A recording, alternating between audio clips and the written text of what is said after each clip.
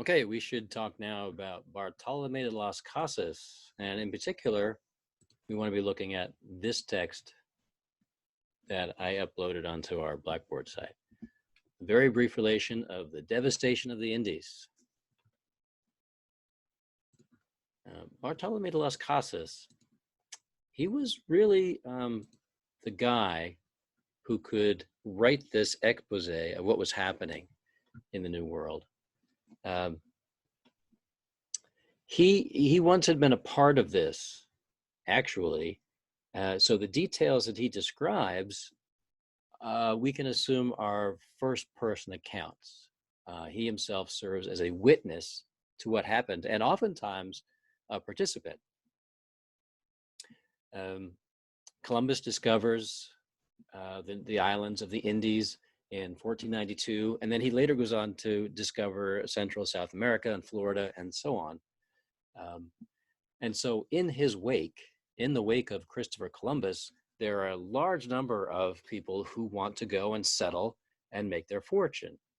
And so Bartolome de las Casas was one of those people. He went to Hispaniola with his father in 1502, just 10 years after Columbus had seized it for Spain. And in 10 years' time, enough settlers from Spain had gone to that place to establish plantations and to begin the work of enslaving, really, the people native to that island. So, like his father, he had slaves and he worked them, and he also took part in military raids against the natives who were not cooperative with the Spanish. While he was there, he became an ordained priest, and he did his work as a religious figure to control the native Taino people, either by enslaving them or converting them to Christianity, or even in some cases, killing them. By 1515, however, 5 years after he becomes an ordained priest, he finds that he can't really reconcile his Christian faith with what is happening to the people of the islands, the native peoples. So instead of trying to control them, he begins to advocate on their behalf. So he frees all of his own slaves, and then he begins the work of convincing people in power, especially in Spain, that colonization is a horror and an evil nightmare for the people who lived there peaceably for generations before. So his tract, The Very Brief Relation of the Devastation of the Indies, and we just get an excerpt of this. It's a part of his effort to stop the enslavement and the cultural genocide that was occurring by the Spanish. And so just like Christopher Columbus, de las Casas uses rhetoric to convince his audience of his point. And last time we talked about rhetoric, the way that Columbus uses it. And here also de las Casas uses it. You may have heard of rhetoric before.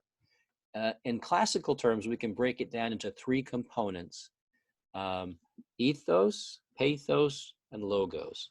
So ethos relates to ethics and suggests that if I'm speaking to you, my audience, have values that we share. And so I'm going to, in some way, speak to those shared values that we have. Murder is wrong, for example. That might be one value that we share, and that might be one component of ethos. Another aspect of classic rhetoric is pathos, and pathos relates to emotion, the way that language makes us feel in certain ways. Mentioning home or babies or mothers, for example, automatically carries with it its own rhetorical weight in terms of how it makes us feel.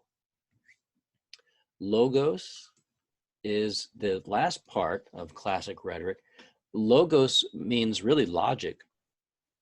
This kind of rhetoric relies on plain-spoken facts and common truths that people would naturally agree with. So ethos, pathos, and logos is the classical approach to rhetoric. And if you read this piece by De las Casas, I think you can go through and see where he is using each kind of rhetoric as a way of convincing his audience that colonization of the Indies is wrong. But beyond this classic use of rhetoric, De las Casas also uses specific and targeted ideas to suggest that the people who are in charge of the colonization of these new lands, these people are evil. For example, De las Casas makes the point of describing the Spanish colonizers many times as Christians, and he uses that term Christians just before he describes some horror or some grave sin that the Spanish settlers have committed against the indigenous people. There are any number of atrocities described in this text, but the ones that would be most painful to his 16th century audience would have been the ones that demonstrated a perverse approach to Christianity. People in Renaissance times truly believed, well, European people truly believed in a Christian God. And they believed that God had a hand in their daily lives. And people prayed and were devout, and they truly believed that God was a part of their daily lives. So De las Casas uses his rhetoric in part to speak to those people of faith, to show how the Spanish settlers were doing the work of Satan, not God. So people read of the horrors of the rape and the murder, and they shudder, as we do, I think, reading about it now. But the incidents that would have disgusted them the most are the ones like when the Indians were suspended over a low gallows, suspended on a gallows over a low burning fire, but they were collected in groups of 13. And De las Casas says that is in memory of our Redeemer and his 12 apostles. So murder in the name of Christianity, essentially. So murder and sin, they're bad, certainly, but perverting Christianity like this would have been particularly offensive. So as you read this account, notice how many horrible ways De las Casas describes killing the natives. And it's really all for a point. It's really all for a rhetorical purpose. The other thing that De las Casas does in terms of Christianity is that he indicates where the Christian settlers have violated the 7 deadly sins. So I think as you go through this text, you can see where he refers to the 7 deadly sins. De las Casas lists the way in which the settlers dominated the natives, and some of them seem rather inconsequential, but the section begins with the Christians eating a lot of food, more than the natives themselves eat. In fact, more than a whole family can eat in a week, the settlers will eat in a day. It seems like a small detail to us, and it is, except that we have to recognize that it's part of the case that he is building, that these settlers are violating Christianity by violating the 7 deadly sins. And so excessive eating would be gluttony, one of the big 7. You can find all of the deadly sins listed in this section as actions committed by the settlers. And so the 7 are lust, which we see also in the beginning with the rape of women, gluttony, greed, sloth or laziness, wrath or hateful anger, envy, and pride.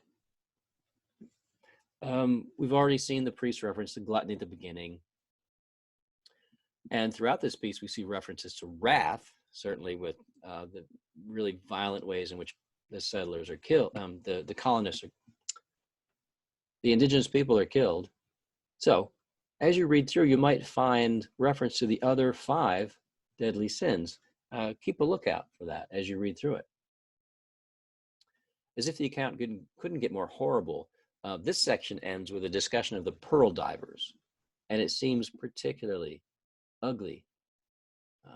In order to get pearls from the oysters that are underwater, families are separated to make use of the best swimmers.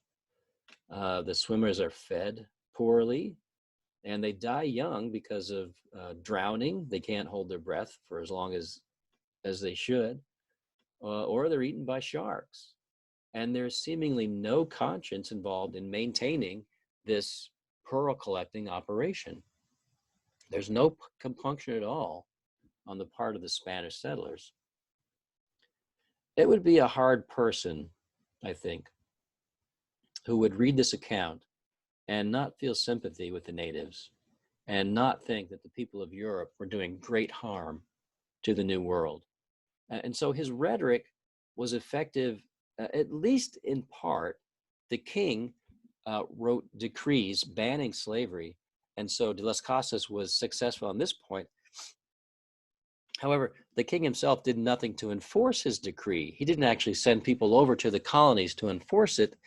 And so, because the islands were very far from Europe and the settlers were out of sight of the Christian world, the enslavement, the rape, and the murder of the natives continued for a long, long time, and even became a part of the settlement of Central America and South America. And so the New World contained great wealth and great opportunity, and very little stood in the way of the Spanish settlers in taking it, and taking it without any kind of a guilty conscience.